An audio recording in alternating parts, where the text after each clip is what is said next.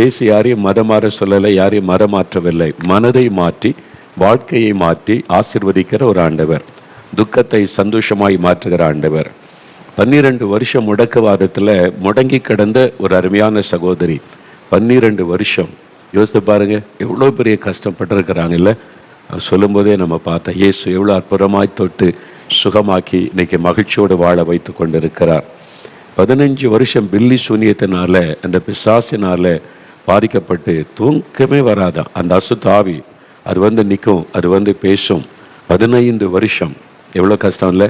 இயேசு எவ்வளோ அற்புதமாக விடுதலை கொடுத்தார். பாவத்திலேருந்து விடுதலை, வியாதியிலேருந்து விடுதலை, பிசாசு கட்டிலேருந்து விடுதலை. அதுக்கு இயேசு கிறிஸ்து ஏதாவது கட்டணம் வச்சுருந்தாரா? முதல்ல தட்டில் காசு போடு, காசு கொண்டு வா அப்படின்னு கேட்டாரா? இலவசம். இயேசு கிறிஸ்துக்கிட்ட ஆசீர்வாதம் பெறுவது எல்லாமே இலவசம். அவர் எதையுமே காசு இதை கொண்டு வா அதை கொண்டு வா என்று சொல்லுகிற தேவன் அல்ல. நீங்கள் தானே கேட்டீங்க அவங்க சொன்ன சாட்சிகளை. யாரிடத்துல இயேசு அதை கேட்கவில்லை. இலவசம். பாவ மன்னிப்பு இலவசம், வியாதியிலிருந்து சுகம் இலவசம், பிசாசு கட்டிலிருந்து விடுதலை இலவசம். எங்கே ஒருத்தருக்கு வந்து பணம் டிமாண்ட் பண்ணுறாங்களோ நீங்கள் அறிந்து கொள்ளுங்கள், அது கடவுளாக இருக்கவே முடியாது. கடவுள் என்கிறவர் மனிதர்களை பிள்ளைகளைப் போல நேசிக்கிறவராக இருக்கணும். அவர் நம்மை சிருஷ்டித்த தேவன் அல்லவா? அப்போது நம்முடைய பிள்ளைகள், அவர் பிள்ளைகளுக்கு நன்மை செய்ய தகப்பன் காசு கேட்பாரா? இல்லை. அதிலேயே நீங்கள் விளங்கி கொள்ளணும். கடவுள் என்கிறவர் நம்மை நேசிக்கிறவர், இலவசமாய் நமக்கு விடுதலை தருகிறவர். அந்த இயேசு கிறிஸ்து தான் இந்த 3 விதமான அற்புதங்களை செய்து மகிழ்வித்தவர். இதை மாதிரி ஆயிரமான அற்புதங்களை இயேசு இன்றைக்கு செய்கிறார். அதே இயேசு தான் இன்றைக்கு உங்களோடு பேசி கொண்டிருக்கிறார். உங்கள் வீட்டில், நீங்கள் இருக்கிற இடத்துல, ஆஸ்பத்திரியில் நீங்கள் ஒருவேளை செல்ஃபோனில் பார்த்து கொண்டு இருக்கலாம், ட்ராவலில் இந்த நிகழ்ச்சியை பார்த்து கொண்டு இருக்கலாம். நீங்கள் எங்கே இருந்தாலும் அங்கே இயேசு இருக்கிறார். ஏன்னா இயேசு என்கிற நாமத்தை நீங்கள் விசுவாசித்து அதை பார்க்கிறதுனால உங்கள் பக்கத்தில் அவர் இருக்கிறார். உங்களுக்கு அவர் அற்புதம் செய்வார். ஏன்னா உங்களுக்கு ஒரு அற்புதம் இன்றைக்கு தேவை. யாரோ ஒருவருக்கு விடுதலை தேவை, இன்றைக்கு உங்களுக்கு விடுதலை தருவார். யாரோ ஒருவருக்கு பாவ மன்னிப்பு, சமாதானம் வேண்டும், பாவத்திலிருந்து அவர் விடுதலை கொடுத்து சமாதானம் தருவார். யாரோ ஒருவருக்கு சுகம் வேண்டும், ஆண்டவர் சுகம் தருவார். எந்த அற்புதமானாலும் ஒரே ஆண்டவர் இயேசு கிறிஸ்து உங்களுக்கு அந்த அற்புதத்தை செய்வார். அதனால் விசுவாசத்தோட நீங்கள் பார்த்தீங்களா, அவங்க எல்லாருமே விசுவாசித்து ஜெபித்த போது இயேசு அற்புதம் செய்தார். அதனால் விசுவாசத்தோட இயேசு என்னையும் நேசிக்கிறார், எங்கள் வீட்டில் என் பக்கத்தில் இயேசு இருக்கிறார், என் ஜெபத்தை அவர் கவனிக்கிறார்னு விசுவாசித்து, என் ஜெபத்துக்கும் இயேசு பதில் தருவார் என்று விசுவாசித்து, இயேசுவேன்னு அவருடைய பெயரை சொல்லி கூப்பிட்டீங்கன்னா அற்புதம் நடக்கும். இந்த மாதிரி அற்புத பெருவிழாவில் ஏன் ஆண்டவர் இவ்வளோ அற்புதங்களை செய்கிறார்? உலகம் முழுவதிலும் நிறைய நாடுகள், 160 நாட்டுக்கு மேலே இந்த ஜெபத்தில் இணைந்து இருக்கிறாங்க. பல மொழி பேசக்கூடியவங்க இணைஞ்சிருக்கிறாங்க. நிறைய ஊழியக்காரங்க இணைந்து இருக்கிறாங்க. எல்லாரும் இணைந்து ஜெபிக்கிறதுனால இந்த ஜெப வல்லமை உள்ளதாக இருக்கிறது.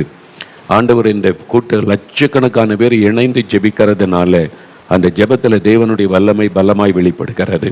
இன்றைக்கு ஆண்டவர் உங்களுக்கு செய்வார். அதனால் விசுவாசத்தோட இன்றைக்கு ஒரு அற்புதம் எனக்கு நடக்கும், நீ காத்துருங்க, அற்புதத்தை நீங்கள் பெற்றுக்கொள்வீங்க. இந்த அற்புதத்திற்காக ஜெபிக்கிறதற்கு முன்னால் நம்ம வேதத்திலிருந்து ஒரு வசனத்தை தியானிக்க போகிறோம். என் கையில் இருக்கிற வேத புஸ்தகம் தேவனுடைய வார்த்தை. இதில் ஆண்டவருடைய வார்த்தை எழுதப்பட்டு இருக்கிறது. மனிதர்கள் பேசுகிற வார்த்தைகளையும் ஆண்டவர் எழுத வைத்திருக்கிறார். என்றால் உண்மை சம்பவத்தை நம்ம தெளிவாய் அறிந்து கொள்ள வேண்டும் என்பதற்காக.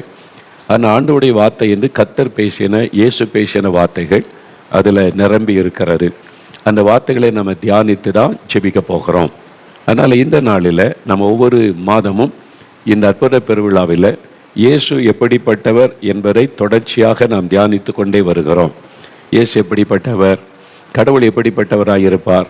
அவர் அன்பானவர், மனதுருக்கமுள்ளவர், இரக்கமுள்ளவர், அவர் அதிசயமானவர், அற்புதங்களை செய்கிறவர், சமாதான பிரபு. இப்படி அவருக்கு பல பெயர்கள் வேதத்தில் சொல்லப்பட்டு இருக்கிறது. அவருடைய பெயர்கள் ஒவ்வொன்றும் அவருடைய வல்லமை, அவருடைய அற்புதங்களை வெளிப்படுத்துகிறது. அவருடைய செயல்கள், அவர் ஆறுதல் படுத்துகிற தேவன், அவர் மனது உருக்கமுள்ள ஒரு தேவன். அதில் ஒவ்வொன்றும் நம்முடைய ஆசீர்வாதத்துக்காகத்தான், நம்மோடு சம்பந்தப்பட்டது தான். இன்றைக்கு கூட இந்த லூக்கா 19ஆம் அதிகாரத்தில் 3ஆம் வசனத்தில் வேதத்தில் சொல்லப்பட்டு இருக்கிறது. இயேசு எரிகோ என்ற பட்டணத்தின் வழியாய் போகும் பொழுது, அந்த பட்டணத்துக்கு போகிற, அந்த பட்டணத்தின் வழியாய் நடந்து போகிற சமயம் ஒரு மனிதன், சகையு என்கிற ஒரு மனிதன், அவன் இயேசு எப்படிப்பட்டவரோ என்று பார்க்க ஆசையாய் வகை தேடினான். அவரை பற்றி நிறைய கேள்விப்பட்டிருந்தான். எல்லாரும் சொன்னாங்க, இப்போ நீ கேள்விப்பட்டீங்கல்ல, இயேசு அற்புதம் செய்கிறார், சுகம் கொடுக்கிறார், விடுதலை கொடுக்கிறார்னு. அவன் நிறைய கேள்விப்பட்டிருந்தான். அவனுக்குள்ள என்ன ஆசை வந்தது, நானே அவரை பார்க்கணும், அவர் எப்படிப்பட்டவர் என்று சொல்லி அப்படின்னு ஒரு ஆசை அவனுக்குள்ளே வந்தது. அதனால் அவரை பார்க்க வகை தேடி, அவன் குள்ளனாக இருந்ததுனால ஜனக்கூட்டத்துக்குள்ளே பார்க்க முடியலை. அதனால் இயேசு இந்த வழியாக தானே வருவாருன்னு ஒரு மரத்து மேலே ஏறி உட்கார்ந்து அவரை பார்க்க ஆசையாக இருந்தான். இயேசு அவனை பேர் சொல்லி அழைத்து, உன் வீட்டில் நான் தங்கணும், சகைவே வா என்று சொல்லி அவன் வீட்டுக்கே போயிட்டார். அவனுக்கு ரொம்ப ஆச்சரியம், சந்தோஷம். என் பேர் அவருக்கு தெரியுது, என் வீட்டுக்கு வரேன்னு வர சொல்கிறாரு, இவர் ஆச்சரியமானவர் தான் என்று மகிழ்ச்சியோடு அழைத்து கொண்டு போனான். அப்போது ஜனங்கள்லாம் சொல்கிறாங்க, இந்த ஊரிலேயே இவன் தான் பாவி, இந்த ஊரிலேயே மோசமான ஆள் இவன் தான். பணம் பணம் பணம்னு பணத்தை சம்பாதிச்சு வச்சிருக்கிறான், பதவியை தப்பாக பயன்படுத்துகிறான், வரி வசூலி. அவன் வந்து சீஃப் டேக்ஸ் கலெக்டர், வரி வசூலிக்கிறவன், அரசாங்கத்துக்கு வரி வசூல் பண்ணி கொடுக்கிறவன், அதில் மக்களை கசைக்கு பிழிஞ்சு ஏமாத்துகிறவன் என்று அந்த ஊரில் ஒருத்தன் அவனை மதிக்க மாட்டாங்க, நேசிக்க மாட்டாங்க. அதனால ஊர் மக்கள்லாம் சொல்கிறாங்க, போயும் இவன் வீட்டுக்காக இயேசு போகிறாரு, இவன் தான் எங்கள் ஊர்லேயே பாவியான மனிதன். ஊர் மக்கள் சொல்கிறாங்க, பைபிள் எழுதி இருக்கிறது. அப்போது இயேசு ஒன்றுமே சொல்லலை. இயேசு பாவிகளின் சிநேகிதர் என்று அழைக்கப்பட்டார். அவர் மேலே சுமத்தப்பட்ட ஒரு குற்றச்சாட்டு அதுதான். இவர் என்ன பாவிகளோடு உட்காந்து சாப்பிட்றாரு, பாவிகள் துன்மார்க்கர் அவங்க கூட உட்காந்து ஃப்ரெண்ட்ஷிப் வச்சிருக்கிறாரு, பாவிகளுக்கு நண்பராக இருக்கிறாருன்னு இயேசுக்கு அப்படி ஒரு குற்றச்சாட்டு சொல்லப்பட்டது. அவர் பாவிகளின் சிநேகிதர் என்று சொல்லப்பட்டார். நீங்கள் பாவி, நான் தகுதியே இல்லை, நான் கடவுள் என் வீட்டுக்கு வர்றதுக்கு நான் அவரை கூப்பிடக்கூட அருகதில்லைன்னு நினைக்கிறீங்களா? அவர் உங்களை ரொம்ப நேசிக்கிறார். உங்கள் ஃப்ரெண்டாக அவர் உங்களை நினைப்பார். பாவிகளின் சிநேகிதர் அவர். அந்த ஊரே சொல்லிடுவன் பாவின்னு சொல்லி அவன் வீட்டுக்கு இயேசு போகிறேன்னு சொல்லி போகிறார். அவன் மனம் திரும்புகிறான், தன் பாவத்தை அறிக்கையிடுகிறான். என் ஆஸ்தி இது வரைக்கும் எனக்கு நீ ஆஸ்தியாக சேர்த்தேன், நான் இனிமேல் ஏழைகளுக்கு பாதியை கொடுத்துட்றேன், யார்கிட்டையாவது அநியாயமாய் வாங்கியிருந்தால் நாளத்தனை திரும்பி கொடுக்குறேன் அப்படின்னு சொல்கிறான். எல்லாருக்கும் மத்தியில் ஊருக்கு நடுவில் இயேசு அவனை பார்த்து, சகைங்க வா, பாதியை சொத்தை ஏழைகளுக்கு கொடு, நிறைய பேர் அநியாயமாக வாங்கியிருக்கல, நாளத்தனை திரும்பி கொடு அப்படின்னு இயேசு சொல்லலை. இயேசுடைய பிரசன்னமே அவன் வாழ்க்கையை மாற்றினார். அதான் இயேசு. அவருடைய பரிசுத்த பிரசன்னமே நம்முடைய வாழ்க்கையிலே பரிசுத்தத்தை கொண்டு வரும். அதான் உண்மையான ஆண்டவர் செய்கிற ஒரு காரியம். பாருங்க, இயேசு கிறிஸ்துடைய பிரசன்ன மாற்றத்தை கொண்டு வந்தது. இப்போ இந்த சமூகத்தில் இயேசு எப்படிப்பட்டவர், இதில் ஒரு காரியம் சொல்லப்படுகிறது பாருங்க. இயேசு எப்படிப்பட்டவர் என்று 10வது வசனம், லூக்கா 19 அதிகாரம் 10ஆம் வசனத்தில், இழந்து போனதை தேடவும் ரட்சிக்கவுமே மனுஷகுமாரனாகிய இயேசு நான் வந்திருக்கிறேன் என்பதாக ஆண்டு சொல்கிறார். அதாவது இழந்து போனதை தேடி ரட்சிக்கிறவர் ஆண்டவர் இயேசு. எப்படிப்பட்டவர்? இழந்து போனதை தேடி வந்து ரட்சிக்கிறவர். உங்களை தேடி வந்திருக்கிறார். இன்றைக்கு உங்கள் வீட்டுக்குள்ளே நீங்கள் இருக்கிற இடத்துல உங்களை தான் தேடிக்கிட்டு இருக்கிறார். குடிச்சு வாழ்க்கையை கெடுத்து கொண்டு அவமானத்தோடு உட்கார்ந்துருக்கீங்களே, உங்களை தான் அவர் தேடுகிறார். ரகசியமாக பாவத்தில் மதுபானத்திற்கும் போதை வசலுக்கு அடிமைப்பட்டு வெளியே தெரியாமல் குற்ற மனசாட்சியோட பயத்தோடு உட்கார்ந்துருக்கீங்களே, உங்களை தான் அவர் தேடி வந்திருக்கிறார். நிந்தைகள், அவமான, வியாதி, வேதனை, வாழ்க்கையை முடிஞ்சு போச்சு, நீ செத்து போனால் நல்லதுன்னு நினைத்து கொண்டிருக்கீங்கல்ல, உங்களை தேடி வந்திருக்கிறார். இழந்து போனதை தேடி ரட்சிப்பதற்கு வந்தவர் இயேசு கிறிஸ்து. அவர் இந்த உலகத்தில் கடவுள் ஒருவர் சேரக்கூடாத ஒளியில் வாசம் பண்ணுகிறவர், மனிதரில் ஒருவரும் கண்டிராதவர், காணக்கூடாதவர் என்று 1 தீமோத்தேயு 6:16 பைபிளில் ஆண்டவரை பற்றி எழுதியிருக்கிறாரு. அவ்வளோ பெரிய தேவன், அவரை யார் மனுஷன் தன்னுடைய மாம்ச கண்ணால் பார்க்க முடியாது. அவ்வளவு பிரகாசமான வெளிச்சம், ஆவியாக இருக்கிறவர். அப்போ மனிதனுக்கு தன்னை வெளிப்படுத்த வேண்டுமானால் நம்மை போல சாதாரண மனிதனாக வந்தாதான் மனிதர்கள் அவரை நெருங்க முடியும். அதுக்காகத்தான் தன் மகிமையை துறந்து ஏழ்மை கோலம் எடுத்து இந்த உலகத்தில் சாதாரண மனிதனாக வந்தார் என்று அவரை குறித்து வேதத்தில் சொல்லப்பட்டு இருக்கிறது. ஏன் அவர் இந்த உலகத்தில் வந்தார்? பல காரியங்கள் அவரை குறித்து நீங்கள் வாசிக்க முடியும். 1 தீமோத்தேயு 1:15 வாசித்தால், பாவிகளை ரட்சிக்க கிறிஸ்து இயேசு உலகத்தில் வந்தார், பாவிகளை ரட்சிக்க அப்படின்னு ஒரு வசனம் சொல்லுகிறாரு. 1 யோவான் 3ஆம் அதிகாரம் 8ஆம் வசனத்தில் பைபிளில் சொல்லி இருக்கிறது, பிசாசின் கிரியைகளை அழிக்கும்படி இயேசு வெளிப்பட்டார். அவனுடைய கிரியைகளை அழிச்சதுனால தான் பார்த்தீங்களா பிசாசு பிடியிலிருந்து விடுதலை கொடுக்கிறார்ல, அவர் வந்து அவனுடைய கிரியைகளை அழித்தார் என்பதாக வேதத்திலே பார்க்கிறோம். மத்தேயு 20:28 சொல்லுகிறார், நான் ஜனங்களை மீட்கும்படி என் உயிரை கொடுக்க வந்தேன், என் ஜீவனை கொடுக்க வந்தேன். மரிப்பதற்காகவே பிறந்தவர் இயேசு. அவர் பிறக்கிறதுக்கு முன்னால 600 வருஷத்துக்கு முன்னாலேயே கடவுள் மனிதனாய் வருவார், அவர் கன்னியின் வயிற்றிலே பிறப்பார், அவர் பாடுபட்டு நமக்காக ரத்த சிந்தி மரிப்பார் என்று பைபிளில் சொல்லப்பட்டிருக்கிறது, தீர்க்க தரிசனமாக முன்கூட்டியே. அப்போ மரிப்பதற்காகவே பிறந்தவர் இயேசு. எதுக்கு கடவுள் வந்து மரிக்கணும்? அதுதான் நீங்க கவனமா கேளுங்க, உங்களுக்கு நான் சொல்லுகிறேன். அப்போ அதுக்கு தான் இயேசு கிறிஸ்து இந்த உலகத்தில் வந்தார். அதுல ஒரு காரியம் தான் இந்த வசனம் என்ன சொல்லுங்க, இழந்து போனதை தேடி ரட்சிக்கும்படிக்கு வந்தார். என்ன இழந்து போனார்? ஆண்டவர் இந்த உலகத்தை சிருஷ்டித்த போது வேதத்தின் முதல் புஸ்தகம் ஆதியாகமத்தில் எப்படி இந்த உலகத்தை ஆண்டவர் உண்டாக்கினார், முதல் மனிதனாகிய ஆதாமையும் ஏவாளையும் உண்டாக்கி ஆண்டவர் அவளை ஏதேன் என்கிற தோட்டத்திலே வைத்திருந்தார். மனிதனுக்கு எந்த குறையும் இல்லை, எந்த பயமும் இல்லை, வியாதி இல்லை, வேதனை இல்லை, மரணம் இல்லை, பயம் இல்லை, சந்தோஷமா வாழணும், இவங்க ஏன் பிள்ளைங்க அப்படின்ற ஒரு பாசத்தோடு தான் ஆண்டவர் மனிதனை அந்த ஏதேன் தோட்டத்திலே வைத்தார். அப்போ மனிதனுக்கு எந்த குறைவுமே கிடையாது, சந்தோஷம், சமாதானம், ஆரோக்கியம், மகிழ்ச்சி, ஒரு சந்தோஷமாக வாழ்ந்து கொண்டிருந்தாங்க. ஆண்டவரே அவங்களோட பேச தினமும் இறங்கி வருவார், தினம் வந்து அவங்களோட பேசுவார், நடப்பார், என் பிள்ளைகளே என்று பேசுவார். அவங்க தகப்பனை போல நேசித்து அவரை கருத்தை பிடித்து கொண்டு நடப்பாங்க. எவ்வளோ சந்தோஷமான ஒரு வாழ்க்கையை மனிதனுக்கு அமைத்து கொடுத்தார். ஆனால் பிசாசு என்கிறவன், சாத்தான் என்று பிசாசு என்று சொல்லுகிறவர், ஏமாற்றி வஞ்சித்து ஏவாளை வஞ்சித்து பாவம் செய்ய வைத்து விட்டான், கீழ்ப்படியாமையே செய்ய பண்ணிவிட்டான். அது தேவனை துக்கப்படுத்தி விட்டாரு. பாவம் தேவனை விட்டு நம்மை பிரித்து விடும். பாவம் பின் சின்ன பாவம் பெரிய பாவம்லாம் கிடையாது, பாவம் பாவம் தான். அது மனிதனை தேவனை விட்டு பிரித்து விடும். என்னால் அவர் பரிசுத்தமுள்ள ஒரு தேவன்.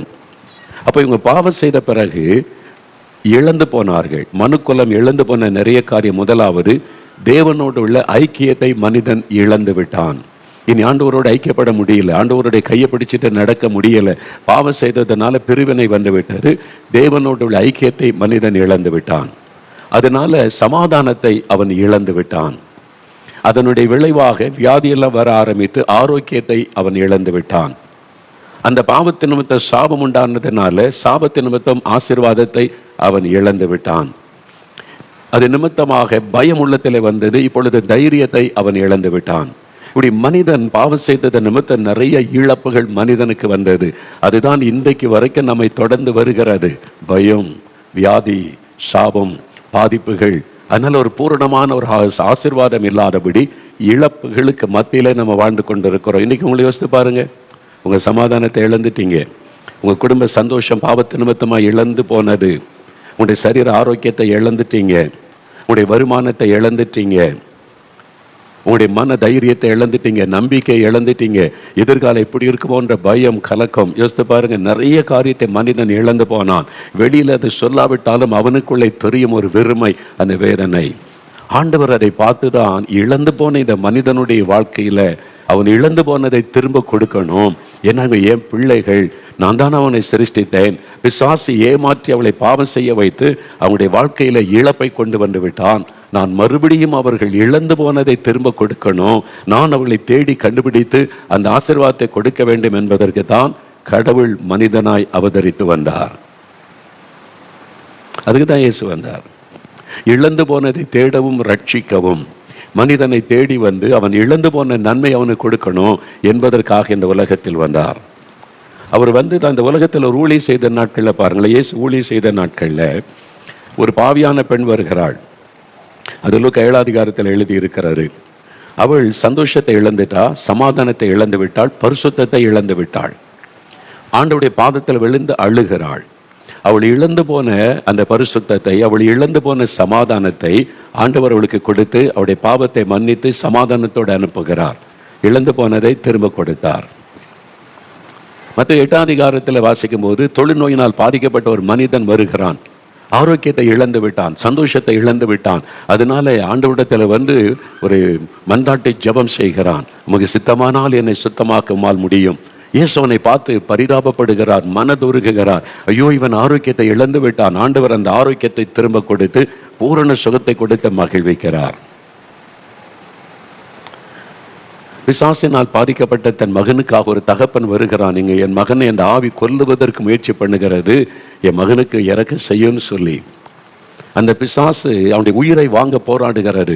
அதனால அவங்களுக்குடைய பயம், கலக்கம், என்ன நடக்குமோ என்கிற நிலைமை, தூக்கம் போய்விட்டது, தைரியம் போய்விட்டது, நம்பிக்கை போய்விட்டு எல்லாத்தையும் இழந்துட்டாங்க. இயேசு விடுதலை கொடுத்து அந்த மகனை தகப்பன் கையில சந்தோஷமாய் கொடுக்கிறார். இழந்து போன சந்தோஷம், தைரியம் எல்லாம் அவர்களுக்கு வந்து விட்டது. மனிதன் இழந்து போனதை அவனுக்கு திரும்ப கொடுக்க, ஆண்டவர் இழந்து போன மனிதனை மறுபடியும் தன்னோடு ஐக்கியப்படுத்த, அதுக்குத்தான் கடவுள் மனிதனாக இயேசுவாக இந்த உலகத்தில் வந்தார். நீங்க நிறைய இழந்து போய் இருக்கிறீங்க.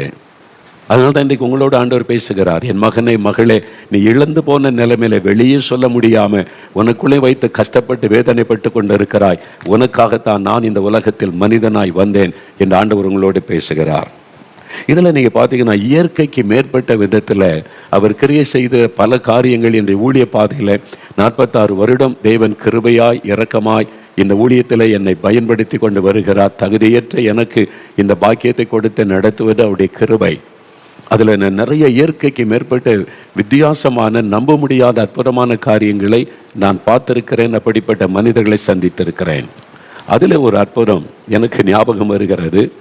நான் இன்றைக்கி ஜெபம் பண்ணின போது அதை ஆண்டவர் ஞாபகப்படுத்தி அதை வைத்து தான் உங்களோடு பேசும்படி எனக்கு கட்டளையிட்டார். அப்போது ஒரு மனிதன் இழந்து போனான். நாகர்கோவில் என்று ஒரு பட்டணம் இருக்கிறது. கன்னியாகுமரி மாவட்டத்தில் நாகர்கோவில் என்கிற பட்டணம். சில ஆண்டுகளுக்கு முன்பாக நடந்த உண்மை சம்பவம் இது. அங்கே ஒரு மனிதன், அவனுக்கு மனைவி 2 பிள்ளைகள்லாம் இருந்தாங்க. அவர் வேலை செய்து கொண்டு சம்பாதித்து கொண்டு குடும்பம் நல்லா போய்கொண்டு இருந்தார். திடீரென்று நண்பர்களோடு சென்று குடிக்க ஆரம்பித்தார். மதுபானம், டாஸ்மாக் கடை வந்துட்டுல மதுபானம் நல்ல ஈஸியாக கிடைக்கிறதில்ல, குடிக்க அடிமையாக்கி விட்டார். அந்த பாவம் அவரை அடிமையாக்கி விட்டார். குடித்து குடித்து குடித்து பாவம் அடிமையாக்குனதுனால சந்தோஷம், மெய்யான சமாதானத்தை இழந்துட்டார். அவர் குடிச்சிட்டு வந்து மனைவி அடிக்கிறாரு, குழந்தைகள் அடிக்கிறாரு. ஏன்னா அந்த மதுபானம் ஒரு மனிதனை மிருகத்தை போல மாற்றி விடுகிறாரு. தன் மனைவி பிள்ளைகளை கூட நேசிக்க விடாமல் செய்து விடுகிறாரு. எவ்வளோ நாள் அவங்க பொறுத்துக்கிட்டு இருப்பாங்க? அடி வாங்கி கொண்டு, சின்ன பிள்ளைகளும் பயந்து கொண்டு, எதுக்கு இந்த அப்பாண்டி பிள்ளைகள் கேட்கக்கூடிய அளவுக்கு அவர் நடந்து கொள்ளுகிறார். சம்பாதிக்கிற பணத்தை வீட்டுக்கு கொண்டு வருவதில்லை. குடித்து மதுபான போதையில் வர்றது, பணமும் கொடுக்கறதில்லை. அடியும், மனைவி பிள்ளைகளை அடிப்பது. அந்த பிள்ளைகள் எப்படி தாங்குவாங்க? யோசிங்க. பொறுத்து பொறுத்து பார்த்தாங்க, சமாளிச்செல்லாம் பார்த்தாங்க. அதுக்கு மேலே சமாளிக்க முடியலை. அதனால் அடியும் தாங்க முடியலை, சாப்பாட்டுக்கும் வழி இல்லை. அதனால அந்த மனைவி இவரோட வாழ முடியாதுன்னு சொல்லி தன் பிள்ளைகளோடு தாய் வீட்டுக்கு போயிட்டாங்க. அவங்க அப்பா அம்மா வீட்டுக்கு போயிட்டாங்க. அங்காவது என் பிள்ளைகள் சாப்பிடட்டும், இவருக்கு சாப்பாடு கூட கொடுக்கறது இல்லையேன்னு சொல்லி. இப்போது அவர் தன்னுடைய குடும்பத்தை இழந்து விட்டார். தன்னுடைய மனைவி பிள்ளைகளை இழந்துட்டார், தனியாக இருக்கிறார். ஆரம்பத்தில் ரொம்ப சந்தோஷம். முன்னால் மனைவி வந்து திட்டுவாங்க, பேசுவாங்கன்னு பயந்துக்கிட்டு இருந்தாரா? இப்போ யாரும் கண்ட்ரோல் கிடையாது. இஷ்டப்படி குடிக்கலாம், இஷ்டப்படி வரலாம், போகலாம். கொஞ்ச நாள் அது நல்லா தெரிஞ்சது அவருக்கு. அதனால் குடிச்சிட்டு வர்றது, எல்லாம் சம்பாதிக்கிற பணத்தெல்லாம் அதில் செலவு பண்ணிட்டு வர்றது, இப்போ யாரும் கேட்குறக்கு இல்லையா? இது கொஞ்ச நாள் அப்படி இருந்தது, அவ்வளோதான். இப்போ வேலைக்கு ஒழுங்காக போகிறதில்லை. இப்போ சரீரம் பாதிக்கப்பட்டு விடுது. குடிச்சு இப்போ ஆரோக்கியத்தை இழந்து விட்டார். அவருடைய சரீர ஆரோக்கியம் போய்விட்டார். இப்போ வேலை செய்ய முடியல. குடிச்சு போதையில் இருந்து வேலைக்கு ஒழுங்காக செய்ய போகலை. அவங்க பார்த்தாங்க, நீ லாக் இல்லை வேலைக்கு, அதனால் வேலையை விட்டு ஒன்று நிறுத்திடணும்னு வேலை போய்விட்டார். வேலையை இழந்து விட்டார். பாருங்க, ஒன்று இழந்து, பாவம் ஒரு மனிதனுக்குள்ளே இழப்பை கொண்டு வரும். சமாதானத்தை இழந்தார், குடும்பத்தை இழந்தார், மனைவி பிள்ளைகளை இழந்தார், சரீர ஆரோக்கியத்தை இழந்தார். இப்போ வேலையை இழந்து விட்டார், சம்பாத்தியம் இல்லை, என்ன செய்வது? இப்போ நம்பிக்கை இழந்து விட்டார், இனி வாழ முடியாது. மதுபானம் இல்லாமல் இருக்க முடியல, மதுபானம் வாங்குறதுக்கு காசும் இல்லை, இனி என்ன செய்கிறது? எல்லாத்தையும் இழந்து தனித்து நிற்கிற நிலைமை. அப்படி இழந்து போன நிலைமையில் ஒரு நாள் காலையில் அவர் எழுந்து உட்கார்ந்து யோசித்து பார்த்தார். நான் இப்படி குடிச்சு என் நிம்மதியும் போச்சு, என் மனைவி பிள்ளைகள் நிம்மதியும் போச்சு, அவங்களும் என்னை விட்டு போயிட்டாங்க. அப்புறம் சரீரம் கெட்டு போய் வியாதியாகி விட்டார், வேலையும் போய்விட்டார், சமுதாயத்தில் மரியாதையும் போய்விட்டார். யார் மதிப்பா? மனைவி பிள்ளைகளை அடித்து வரட்டிட்டு இப்படி இருக்கடான்னு சொல்லிட்டு யார் அவரை மதிப்பாங்க? அக்கம் பக்கத்தில் மரியாதையும் போய்விட்டார், எல்லாத்தையும் இழந்துட்டார். இனி என்ன இருக்குது வாழ்வதற்கு? செத்து போயிடலாம், என் வாழ்க்கை இப்படி ஆயிட்டே அப்படின்னு சொல்லி தன்னை கொஞ்சம் உணர்ந்தார். நான் இந்த தப்பு பண்ணிட்டேன், இந்த மாதிரி பாவத்தில் விழுந்துட்டேன், அதனால தான் இவ்வளோ பெரிய பாதிப்பு, இனி என்ன செய்ய முடியும்? எல்லாத்தையும் இழந்துட்டேன், இனி சரிப்படுத்த முடியாது, அவ்வளோதான், அதனால் நான் மறித்து தான் போகணும் அப்படின்னு சொல்லி இந்த காலை நேரத்தில் அப்படி தனியாக வீட்டுக்குள்ளே உட்கார்ந்து யோசித்து கொண்டு இருந்த போது ஒரு சத்தம் அப்படி காதில் கேட்டது. அதான் சொன்ன, இயற்கைக்கு மேற்பட்ட விதத்தில் இதே மாதிரி சில சம்பவங்கள் நடந்ததை நான் பார்த்துருக்கிறேன். ஒரு சத்தம் உடைய காதில் கேட்குது. என்ன சத்தம் கேட்கிறது? வானத்தின் வாசலுக்கு போ அப்படின்ற ஒரு சத்தம். வானத்தின் வாசலுக்கு நீ போ அப்படின்ற ஒரு சத்தம் கேட்குது. வானத்தின் வாசலா? அது என்னது? காது தெளிவாக காதில் கேட்குற அந்த சத்தம், மனசில் கேட்டதில் காதில் அந்த சத்தம் கேட்குது. வானத்தின் வாசலுக்கு போ என்பதாய் ஏதோ ஒரு சத்தம் கேட்குது. வானத்தின் வாசலுங்குது. அது என்னது? அவர் பைபிள் வாசிக்கிறதுல ஜெபிக்கல ஒன்றும் தெரியாத வசனமும். வானத்தின் வாசல் சொல்லுது, நீ மெதுவாக எழுந்து பக்கத்து தெருவில் அவருடைய உறவினர் ஒருவர் இருந்தாங்க. இது ஒரு சனிக்கிழமை காலையில் நடக்கிறாரு. விடியற் காலையில் சத்தம் கேட்டோன்னே விடியற் காலை அவர் எழும்பி பக்கத்து தெருவில் சொந்தக்காரங்க ஒருவர் இருக்கிறாங்க, தெரிஞ்சவங்க பழகினவங்க இருக்கிறாங்க. அங்கே போனால் அவங்க எங்கே புறப்பட்டுக்கிட்டு இருக்காங்க, ஃபேமிலியாக குடும்பமாக இங்கே கிளம்புறாங்க. இவர் போய் நின்றுட்டு இவரை பார்த்த உடனே அவங்களும் துக்கப்பட்டாங்க.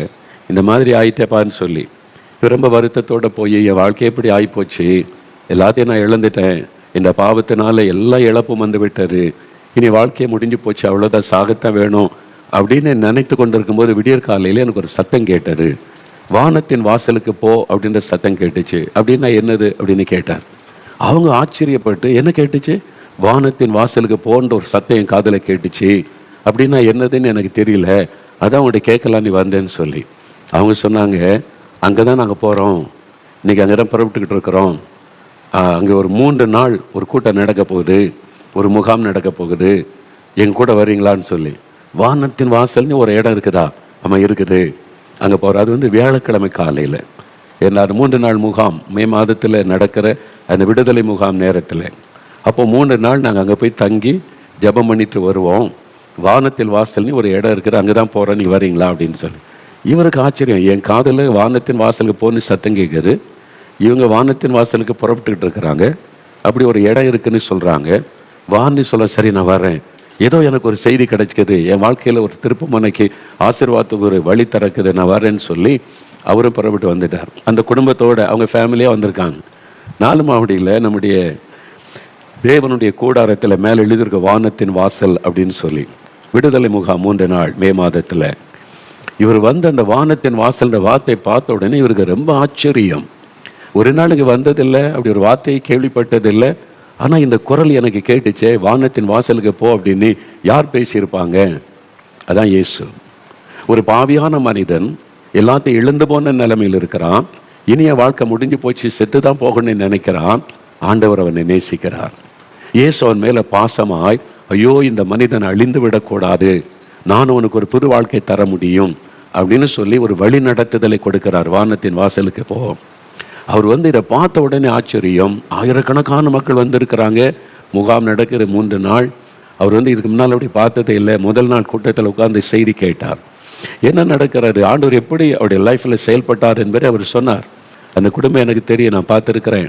அவங்க சொன்னதை நான் கேட்டிருக்கிறேன். அப்போ முதல் நாள் கூட்டத்தில் உட்கார்ந்துருந்தாரா, கர்த்தருடைய வசனம், வேத வசனத்தை கொண்டு ஆண்டவர் பேசினார். தன் பாவத்தை மறைக்கிறவன் வாழ்வடைய மாட்டான், அறிக்கை செய்து விட்டு விடுகிறவன் இரக்கம் வருவான்.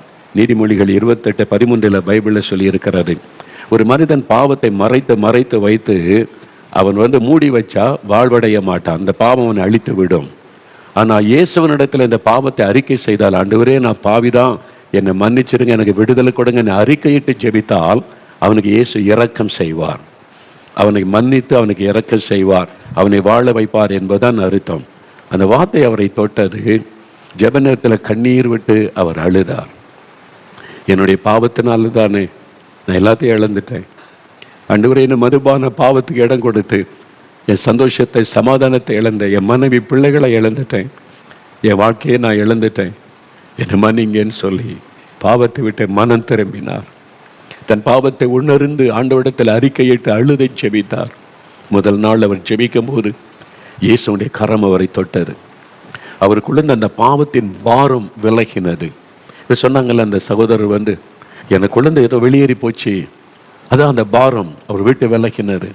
பாவத்தின் பாரம் அவர் அழித்து கொண்ட அந்த பாவத்தின் பாரம் விலகி ஒரு சந்தோஷம், ரட்சிப்பின் சந்தோஷம். அதுக்கு பேர் தான் பாவ மன்னிப்பின் சந்தோஷம், ரட்சண்ய சந்தோஷம்னு பைபிளில் சொல்லி இருக்கிறாரு. அதுதான் மெய்யான சமாதானம். அந்த பாவ மன்னிப்பின் சமாதானம் இயேசு தருவதை நீங்க பெற்றுக்கொண்டாதான் அதுதான் உலகம் தர முடியாத, எடுக்க முடியாத மெய்யான சமாதானம். அந்த சமாதானம் உள்ளத்துல வந்துட்டு அவருக்குள்ள தெரிந்தது, என் வாழ்க்கை மாறிவிட்டது. முதல் நாள் ஒரு அற்புதம் நடக்கிறது, அவருடைய லைஃப் சேஞ்ச் ஆகுது. அவர் இழந்து போன சமாதானத்தை ஆண்டவர் திரும்ப கொடுக்கிறார். பாவ மன்னிப்பை கொடுத்து, அந்த ரட்சிப்பின் சந்தோஷத்தை கொடுத்து, இழந்து போன அந்த சமாதானத்தை திரும்ப பெற்றுக்கொள்கிறார். புது மனிதனாய் மாறிவிட்டார். அந்த குடிக்க வேண்டும் என்ற எண்ணம் மறைந்து விட்டாரு. மதுபானத்தை குறித்த விருப்பம் போய்விட்டார். ஒரு மாற்றம். அதுதான் இயேசு செய்கிற பெரிய ஒரு அற்புதம். ஒரு மனிதனுடைய வாழ்க்கையை மாற்றுவது, அவனுடைய இருதயத்தை மாற்றுவது, சிந்தையை மாற்றுவது, அது இயேசுவால மட்டும்தான் முடியும். பாவ சிந்தையா மாற்ற முடியும் பிசாசால. பரிசுத்த சிந்தையா மாற்ற இயேசுவால மட்டும்தான் முடியும். ஆண்டவர் அவரை மாற்றிட்டார். இப்போ பெரிய சந்தோஷம் அவருக்கு. நான் என் பாவத்தெல்லாம் ஆண்டவர் மன்னிச்சிட்டாரு, இனிமே நான் குடியில் அந்த சிந்தெல்லாம் போயிட்டு, முதலாவது பெரிய ஒரு சந்தோஷம் இருக்கிறது. 2வது நாள் கூட்டத்தில் முகாம் காலையிலேருந்து மாலை இரவு வரைக்கும் நடக்கும். இப்போ 2வது நாள் முகாமில் அவர் அமர்ந்திருக்கும் போது அவருடைய சரீர வியாதினாலே பாதிக்கப்பட்டிருந்தார். இந்த குடிச்சு பாவத்தினால சரீரத்தில் ஒரு வியாதி உண்டாகி பாதிப்பு உண்டாயிருந்தார். இப்போ ஆண்டவர்கிட்ட ஜெபித்தார், என் பாவத்தை மன்னிச்சிங்கல்ல, என்னுடைய சரீரத்தில் இருக்கிற வியாதியை மாற்றுங்க, எனக்கு திரும்ப இழந்து போன ஆரோக்கியத்தை திரும்ப எனக்கு தாங்க ஆண்டவரே. அவர் ஜெபிக்கிறார். அந்த நாள் கூட்டத்தில் ஜெபிக்கிறார். நாங்கள் அந்த சமயத்தில் எண்ணெய் பூசி ஜனங்களுடைய சுகத்துக்காக ஜெபிக்கிறது உண்டு. அந்த 2வது நாளில் அது மாதிரி விசேஷமாக வியாதியஸ்தருடைய சுகத்துக்காக ஜெபிக்கும் போது ஆண்டவருடைய கரம் அவரை தொட்டார். 2000 ஆண்டுகளுக்கு முன்பாக இயேசு மனதுருகி வியாதியஸ்தரை தொட்டு சுகமாக்கின இயேசு இன்றைக்கும் அதே மனதுருக்கத்தோடு ஜனங்களை தொட்டு குணமாக்குகிறார். அவருடைய கையில் அப்படி என்னங்க இருக்கு விசேஷம்னு சொன்னீங்கன்னா, 1 பேதுரு 2ஆம் அதிகாரம் 24 வசனத்தில் வேதத்தில் எழுதி இருக்கிறது, அவருடைய கரத்தில் ஆணி பாய்ந்த தழும்புகள் இருக்கிறது, அவருடைய தழும்புகளால் சுகமாகிறோம். அந்த தழும்புள்ள கரம் தொட்ட உடனே வியாதி நம்மை விட்டு விலக்கிவிடும். அவர் சிலுவையில் நம்முடைய நோய்களை சுமந்திருக்கிறார். 1 பேதுரு 2:24 சொல்லுகிறது, நம்முடைய பாவத்தை மன்னிக்க அவர் சிலுவையிலே பாவங்களை சுமந்தார். மத்தேயு 8ஆம் அதிகாரம் 17ஆம் வசனத்தில் பைபிள் வேதத்தில் சொல்லி இருக்கிறது, அவர் நம்முடைய நோய்களையும் பலவீனங்களையும் சிலுவையிலே சுமந்தார், நமக்காக காயங்களை ஏற்றுக்கொண்டார். ஆணி அடிக்கப்பட்ட கையில், அந்த ஆணி அடிக்கப்பட்ட தழும்புகள் இப்பவும் இயேசுவின் கையில் இருக்கிறது, அவருடைய தழும்புகளால் குணமாகிறோம் என்று வசனம் சொல்லுகிறது. அப்போ ஏன் அவர் காயப்பட்ட தழும்புகளை ஏற்றுக்கொண்டார்? நம்மை சுகமாக்குவதற்கு. அதில் ஒரு வல்லமை உண்டு. அதனால் தான் இயேசுவே தொடும், இயேசுவே குணமாக்கும் என்று ஜெபிக்கிறோம். அவருடைய தொடுதலை பலர் உணர்கிறார்கள். நான் மரணப்படுக்கையில் கிடந்த போது இயேசுடைய கரம் என்னை தொட்டதை உணர்ந்தேன். உடனே என்னுடைய மரணக்கட்டு மாறி நான் சுகம் பெற்று விட்டேன். அவருடைய தழும்புகள் அந்த வல்லமை இருக்கிறாரு. அந்த சகோதரனை ஆண்டவர் தொட்டார், வியாதி போய்விட்டாரு, மறைந்து விட்ட சரீரத்தில் இழந்து போன ஆரோக்கியத்தை திரும்ப பெற்றுக்கொண்டார். இப்போ இன்னும் பெரிய சந்தோஷம். பாவம் மன்னிக்கப்பட்டு உள்ளத்தில் ஒரு பெரிய சமாதானம். சரீரத்தில் இந்த வியாதி போய்விட்டார், இப்போ நல்ல ஆரோக்கியம், பெரிய சந்தோஷம். அதுதான் இயேசு, அதுதான் இயேசு. உங்களுக்கு கூட இந்த மாதிரி ஒரு தேவை இருக்குல்ல, பாவம் மன்னிக்கப்படணும், இந்த பாவம் என் மனசாட்சியை பாதிக்குது, இந்த பாவம் தொடர்ந்து வந்துக்கிட்டே இருக்குது, அதை விடவும் முடியல, அந்த பாவ சிந்தனை போராடுது. இயேசுவால் விடுதலை கொடுக்க முடியும். யோவான் 8:36 சொல்லுகிறது, இயேசு கிறிஸ்து விடுதலையாக்கினால் மெய்யாகவே விடுதலை ஆவீர்கள். இன்றைக்கு உங்களுக்கு விடுதலை, இன்றைக்கு உங்களுக்கு பாவத்தில் இந்த விடுதலை, இன்றைக்கு உங்களுக்கு பாவ மன்னிப்பின் சந்தோஷம் நீங்கள் பெற்றுக்கொள்ள போறீங்க. ஏன்னா உங்களுக்காகத்தான் அந்த உலகத்தில் மனிதனாக இயேசு வந்தார். அவங்க கிறிஸ்தவங்களுக்காக இயேசு வரவில்லை. இயேசு பிறந்தபோது கிறிஸ்தவங்களே கிடையாது. பின்னால தான் மக்கள் கிறிஸ்தவர்கள் என்று அவங்க அழைக்கப்பட்டாங்க. அப்போ இயேசு பிறக்கும்போது கிறிஸ்தவங்கன்னு ஒரு கூட்டமே கிடையாது. முழு உலகத்திற்கும் பாவத்திலிருந்து மக்களை விடுதலையாக்க ரட்சகராகத்தான் இயேசு வந்தார். உங்களுக்காக, உங்க பாவத்தை மன்னித்து பாவத்திலிருந்து விடுதலையாக்கத்தான் இயேசு மனிதனாய் வந்தார். அதுக்கு தான் சிலுவை சுமந்தார். நம்முடைய பாவங்களை தன்மீது ஏற்றுக்கொண்டு சிலுவை சுமந்து ரத்தம் சிந்தி பலியானார். என்னால் ரத்தம் சிந்ததில் இல்லாமல் பாவ மன்னிப்பு உண்டாகாது. உலகத்தில் இருக்கிற பெரும்பாலான மதங்களில் மிருகத்தை பலி செலுத்த ரத்தம் சிந்துறாங்க. என்ன ரத்த சிந்துதலிருந்து பாவ மன்னிப்பு உண்டாகாது என்று அந்த மிருகத்தின் மேலே தன்னுடைய பாவத்தை செலுத்தி அந்த ரத்தத்தை சிந்துகிறார்கள். இது நிறைய மதங்கள்ல இருக்கிறது. சிலதில் வெளிப்படையாக செய்கிறாங்க, சிலதை ரகசியமாக செய்கிறாங்க. ஆனால் வேதம் சொல்லுகிறது, ரத்தம் சிந்துதல் இல்லாமல் பாவ மன்னிப்பு உண்டாகாது. அப்போ மிருகத்தினுடைய ரத்தம், ஆட்டினுடைய ரத்தம், கோழியினுடைய ரத்தம், இந்த பறவையினுடைய ரத்தம் எல்லாம் மனிதனுடைய பாவத்தை நிரந்தரமாக மாற்ற முடியாது. அந்த நேரம் ஒரு திருப்திக்காக மனிதன் வருஷம் பலி செலுத்தி அதில் திருப்தி அடைந்து போகிறான். அது பாவத்திலிருந்து முழுமையான விடுதலை கொடுக்க முடியாது. ஆகவே தான் கடவுள் மனிதனாய் வந்தார். மனுஷ ரத்தம் சிந்தப்படணும், மனிதனுடைய பாவம் மன்னிக்கப்பட. பரிசுத்தமுள்ள ரத்தமா இருக்கணும், குற்றமற்ற ரத்தமா இருக்கணும். உலகத்தில் அப்படி எந்த ஒரு பரிசுத்த மனிதனும் இல்லை. நாம் எல்லாரும் பிறக்கும் பொழுதே பாவத்தில் பிறக்கிறோம்.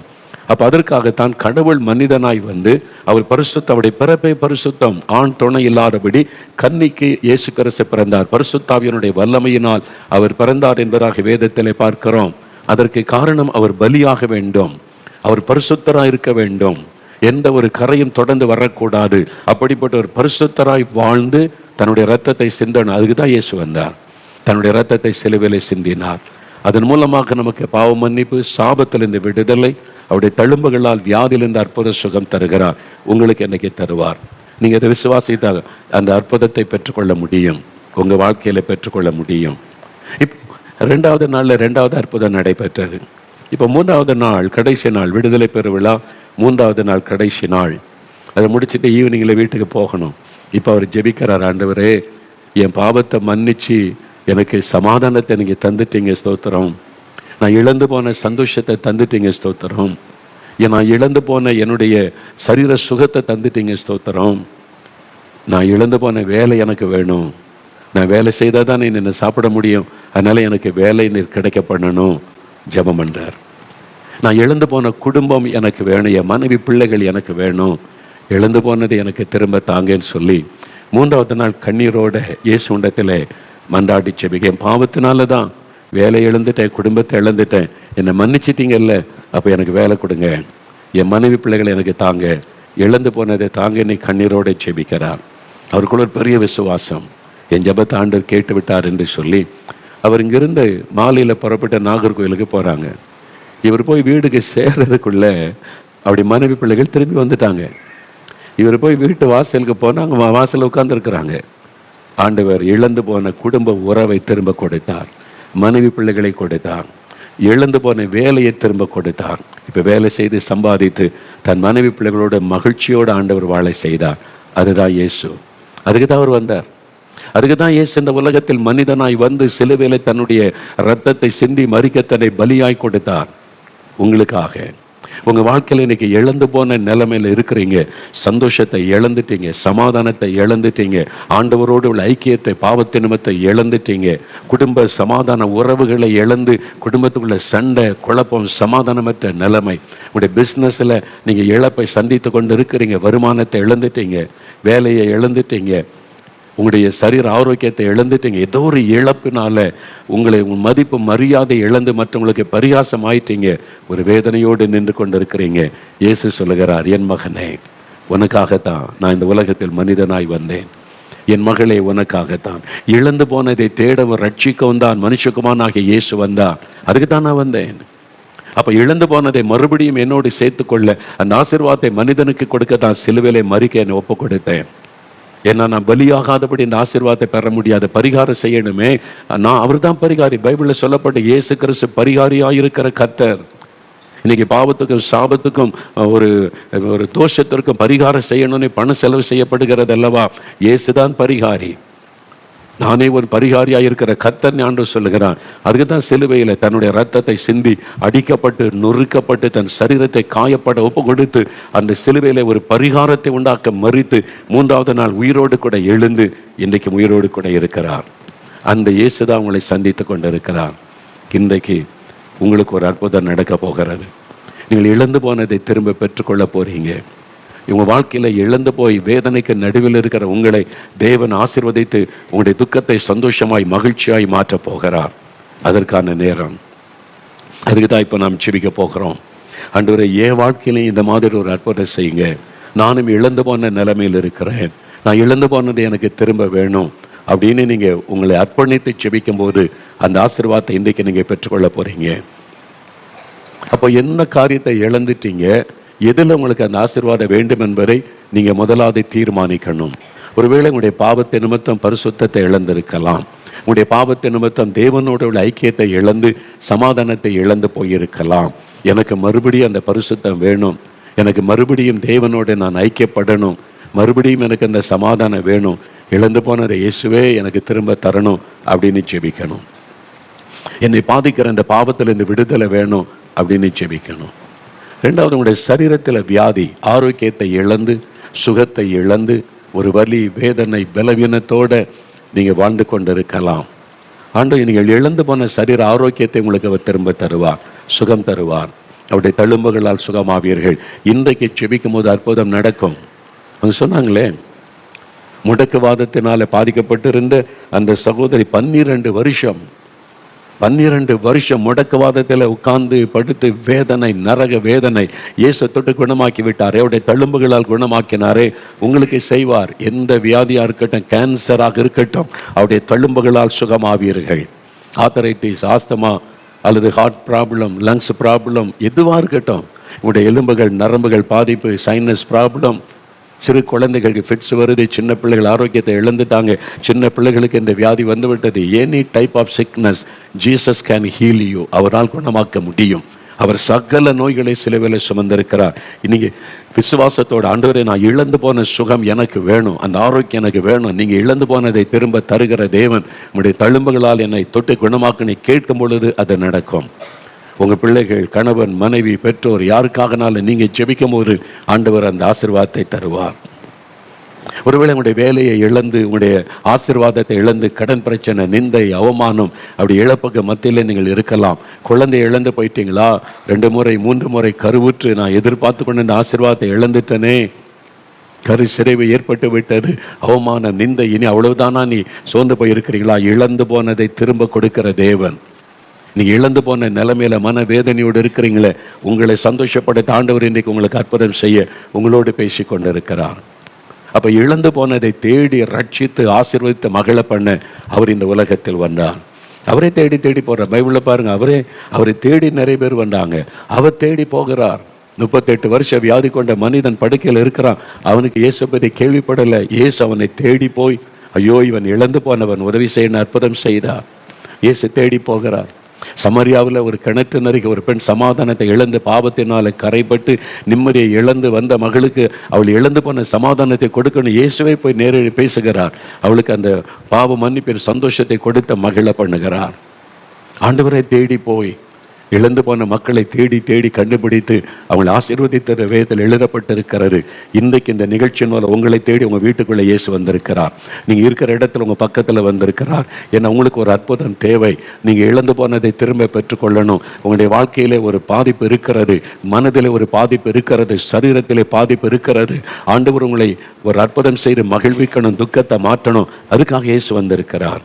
இப்போ அவரை நோக்கி நாம் ஜெபிக்க போகிறோம். இந்த இயேசுவை நீங்கள் அறிந்து கொண்டீங்களா? அவர் எப்படிப்பட்டவர் என்பதை இப்போ அறிந்து கொண்டீங்க. இழந்து போனதை திரும்ப தருகிற தேவன், அவர் உங்கள் வாழ்க்கையில் இந்த அற்புதத்தை செய்ய போகிறார். நாம் ஒன்றா ஜெபிக்க போகிற முதலாவது, உங்களுடைய இழந்து போன பரிசுத்தத்தை நீங்கள் பெற்றுக்கொள்ளணும். அதாவது பாவத்தின் நிமித்தத்தை இழந்து போன சமாதானத்தை திரும்ப பெற்றுக்கொள்ளணும். அதுக்காக ஜெபம். பாவம் மன்னிப்பு வேணும், பாவத்தின் விடுதலை வேணும். 2வது, இழந்து போன சரீர சுகத்தை திரும்ப பெற்றுக்கொள்ளணும். உங்களுடைய சரீரத்தில் சுகமுண்டாக ஜெபிக்க போகிறோம். 3வது, பிசாசினால் பாதிக்கப்பட்டு இழந்து போன அந்த தைரியம், நம்பிக்கை, அதெல்லாம் இழந்துட்டீங்க. இப்போ பயம், மரண பயம், அந்த கலக்கம், அதில் நீங்கள் இழந்து போன தைரியம், நம்பிக்கை திரும்ப பெற்றுக்கொள்ள போகிறீங்க.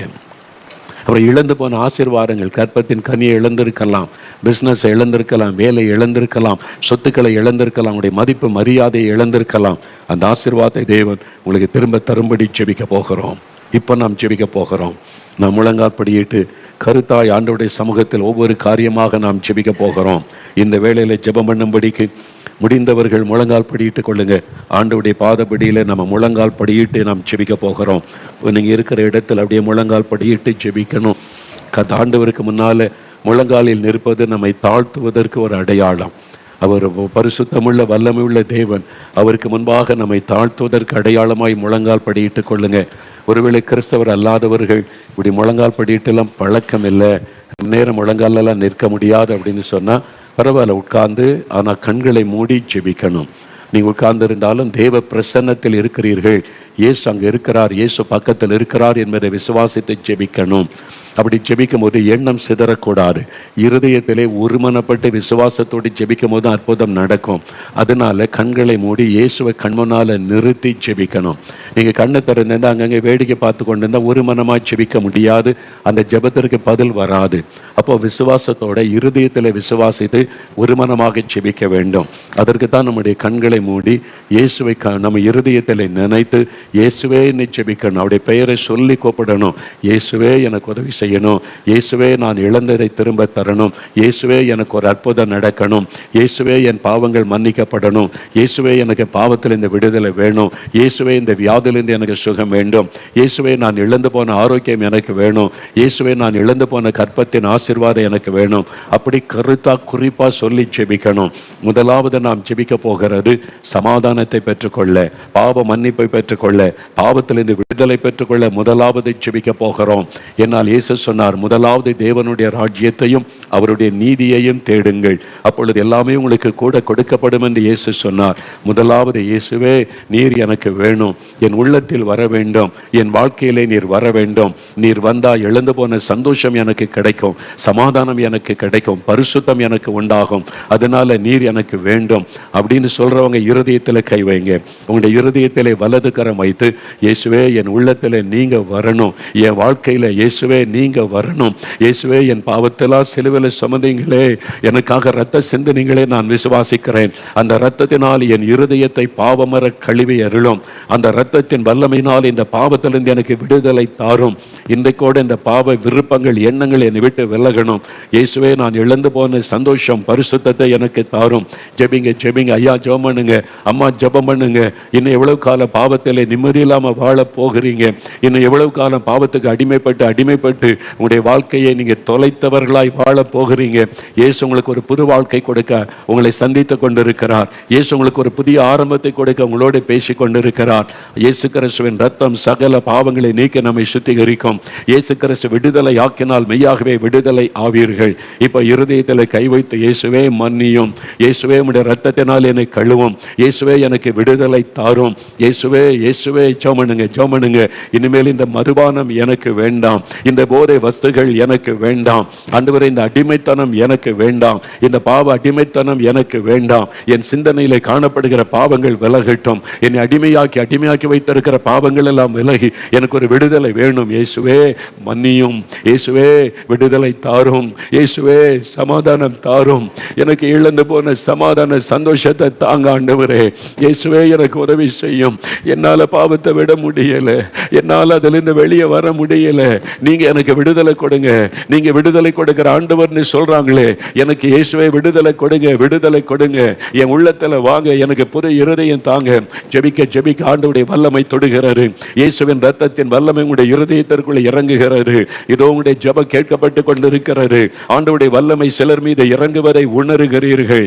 ஆண்டவருடைய பிரசன்னம் உங்களை தொடுவதை உணர்கிறீர்கள். இப்பொழுது உங்களுடைய உள்ளத்தில் இருந்த அந்த பாவம் விலகுகிறது, பாவ இருள் விலகுகிறது. ஆண்டவருடைய வெளிச்சம் உள்ளத்தில் பிரகாசிக்கிறது. உங்களுடைய வாழ்க்கையின் இருள் விலகி ஒரு வெளிச்சம் உண்டாகிறது, சமாதானம் சந்தோஷம் உண்டாகிறது.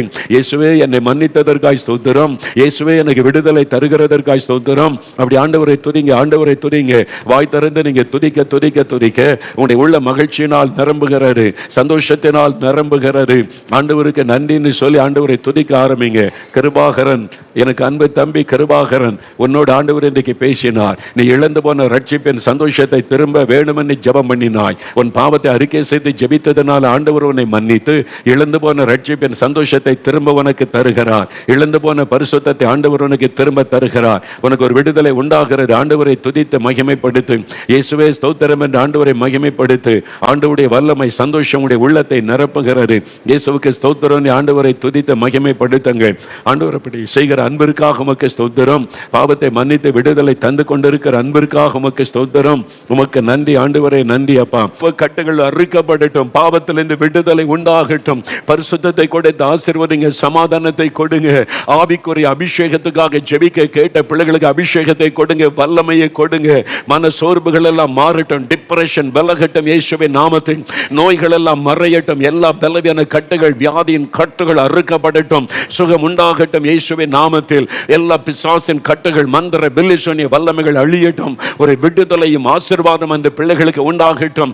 வேலைக்கான வழி திறக்கப்படட்டும் தடைப்பட்ட நல்ல வேலை அருளி ஆசீர்வதியும். பிசினஸை ஆசீர்வதித்து பெருக பண்ணும். நஷ்டங்களை எல்லாம் மாற்றி லாபமாக்கி ஆசீர்வதியும். தடைப்பட்டு இருக்கிற பிசினஸ் காரியங்களை வாய்க்க பண்ணும். திருமண காரியத்தை வாய்க்க பண்ணி ஆசீர்வாதமான வாழ்க்கை அமைத்து தாரும். கற்பத்தின் ஆசீர்வாதம் உண்டாகட்டும். குழந்தை செல்வத்தை அருளி கர்த்தர் அவளை ஆசீர்வதித்து அருளும். ஆண்டவரே, எல்லா சாப கட்டுகள் மாறட்டும் இயேசுவின் நாமத்தில். சாபங்கள் மாறி ஆசீர்வாதம் உண்டாகட்டும் இயேசுவின் நாமத்தில். குடும்பத்துக்குள்ளே சமாதானம், ஒரு மனம், அன்பு, ஐக்கியம் உண்டாகட்டும் இயேசுவின் நாமத்தில். இழந்து போனது எல்லாம் திரும்ப கொடுத்து அவளை ஆசீர்வதியும். அவங்க கேட்டுக்கொண்ட ஒவ்வொரு காரியத்தில் அற்புதம் நடக்கட்டும் இயேசு கிறிஸ்துவின் நாமத்தில். அற்புதம் நடக்கட்டும். நீர் ஜெபத்தை கேட்டு அற்புதம் செய்து விட்டதற்காய் ஸ்தோத்திரம். எல்லா வலதுகரம் உயர்த்தி இயேசுவே ஸ்தோத்திரம் சொல்லுங்க. இயேசுவே ஸ்தோத்திரம். ஆண்டவர் சொல்லுகிறார், உன் வேண்டுதல் கேட்கப்பட்டது, உன் வேண்டுதல் கேட்கப்பட்டது.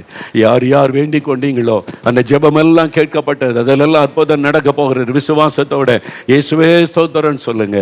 இயேசுவே உமக்கு நன்றி. ஸ்தோத்திரம், ஸ்தோத்திரம், ஸ்தோத்திரம். இயேசுவே ஸ்தோத்திரம். இயேசுவின் நாமத்தில் ஸ்தோத்திரித்து ஜெபிக்கிறோம் பிதாவே. ஆமென், ஆமென்.